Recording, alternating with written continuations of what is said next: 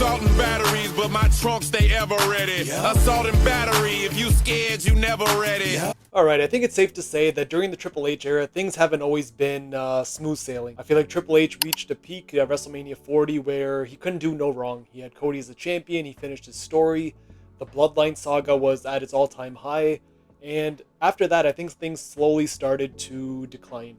And I think the main factors that really went into it was booking that wasn't consistent. It was things that they would do on the fly, just a short-term pop and not really thinking long-term on what the consequences really are. Perfect example would be John Cena turning heel in February of last year, and it was so weird. I was there live. It obviously was unexpected, but when you look at all the logistics behind it, you see on Unreal that they just kind of panicked where tickets weren't selling in Toronto, so they had The Rock come back, and then it was like, oh, like let's turn John Cena heel.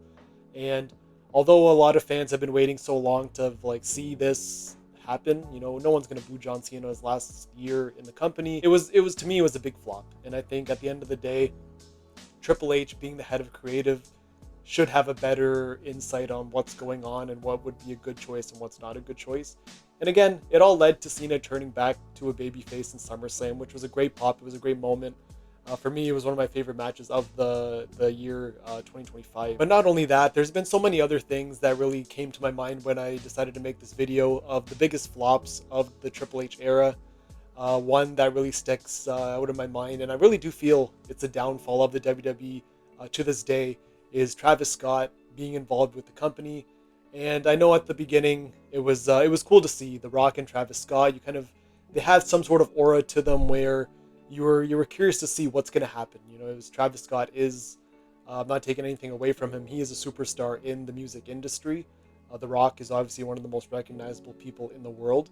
So when you have them together, it was almost like a recipe for like success. Like nothing could really go wrong. But when you have someone of that caliber, not all celebrities are going to be the same. You have Bad Bunny. You've had guys like Stephen Amell who've really put in the work, and even Logan Paul. They really put in the work to become a legitimate wrestler, a legitimate WWE superstar. But then you have someone like Travis Scott, who I'm sure he was a fan growing up, Attitude Era. You know, he was just like everyone else. They all came back, you know, after not watching for so long, and now you're the biggest fan wearing your retro T-shirts. You're carrying your replica titles. But I think that's all it was for Travis Scott. And having him so involved, having a fan, I want to say, so involved, you're only going to get so much. And I do feel that he ruined wrestling to the point where it hasn't recovered. That little stint he did at WrestleMania in Vegas last year really was I want to say the straw that broke the camel's back, because I don't think the WWE did ever recover from that run-in. Not even a run-in, it was like a walk-in. You took an hour to get to the ring. Since then, things haven't really bounced back. And it was such a small thing, but I think it just had such a long-lasting effect where it was like they got rid of Travis Scott. He's not really in the picture anymore, and they haven't really been able to figure out what to do after that. And The Rock has been nowhere to be seen since last year's Elimination Chamber. So that whole thing with Rock, Cena, and Travis Scott was really one of the major things that went wrong when it comes to the Triple H new era. Things will never be the same ever again. Then you have guys who the fans are so behind and they want to see get a push. Very similar to what happened with Cody Rhodes. People are ready for a change. And for the last couple of years, you've had the same people on top. You had Roman Reigns, you have Cody Rhodes, you have Rhea Ripley.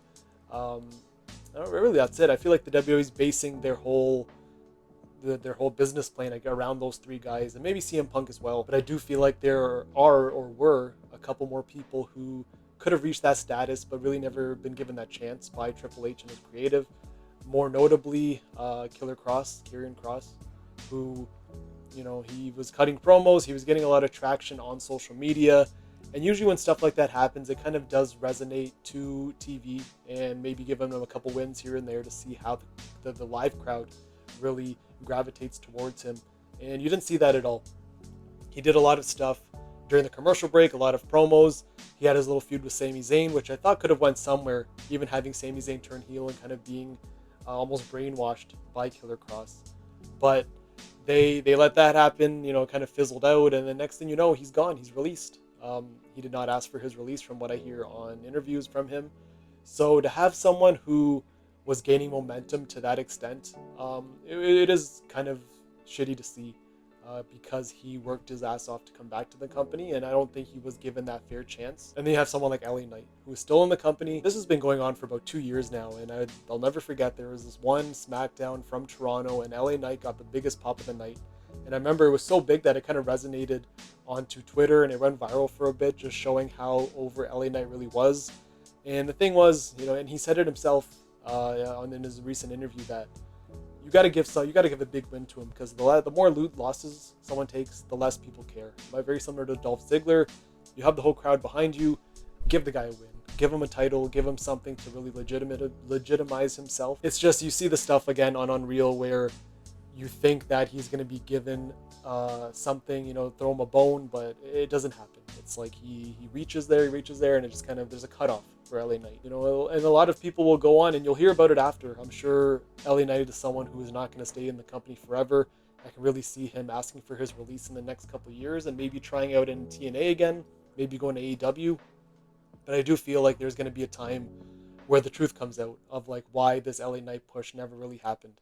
And I think when it does come out, it's going to be one of those things where it's like, oh, we saw that coming, where maybe management doesn't like him, maybe you rub people the wrong way. And last, one of the main things for me that kind of flopped the Triple H era was the Wyatt 6.